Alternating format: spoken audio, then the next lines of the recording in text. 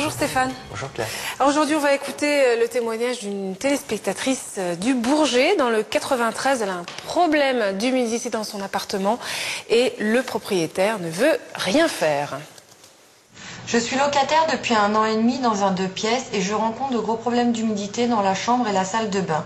Il y a de la mousse sur les murs et une odeur très pénible. J'ai dû jeter des vêtements et un meuble qui avait été endommagé.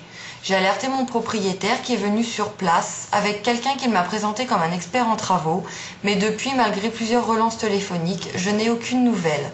Je continue à payer mon loyer, mais je ne sais plus quoi faire. En espérant que vous pourrez me donner des conseils, merci. Stéphane, est-ce qu'il n'y a pas là motif à arrêter de payer son loyer? Alors non, pas du tout. Et effectivement, elle a totalement raison de continuer de payer son loyer. En fait, elle envenimerait les choses, elle pourrait même ralentir la procédure et le bailleur pourrait même se retourner contre elle. Par contre, là évidemment, le bailleur doit absolument lui délivrer un logement salubre. Oui, parce que là, c'est même mauvais pour sa santé, là. L'humidité est vraiment un facteur d'insalubrité.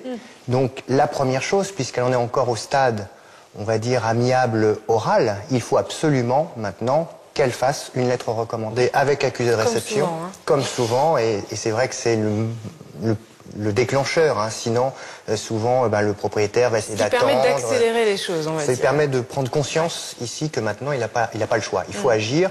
Là, dans sa lettre recommandée, il faut qu'elle rappelle un peu la situation, qu'elle n'hésite pas à redire qu'il est venu avec un entrepreneur, qu'il a bien constaté qu'il y avait effectivement des problèmes d'humidité, et le mettre en demeure d'exécuter les travaux. Et s'il fait rien? Parce que là, pour l'instant, il fait toujours rien. Alors, s'il ne fait rien, une fois donc qu'elle aura la preuve qu'elle a fait cette demande, elle pourra tout à fait saisir la DAS, donc la direction départementale. La DAS s'occupe de ça? Oui, tout à fait. Ah oui. Donc, direction départementale des affaires sanitaires et sociales, en leur écrivant, surtout en motivant bien tout ce qu'elle a déjà fait, hein, donc ne pas hésiter à envoyer la copie du courrier envoyé au propriétaire, et décrivant ses problèmes d'humidité, photos à la pluie.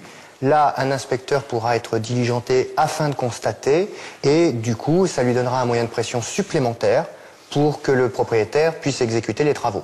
Et à terme, hein, s'il ne fait vraiment rien et que l'insalubrité est vraiment constatée et que le risque est établi, ça pourrait aller jusqu'à un arrêté du préfet d'insalubrité.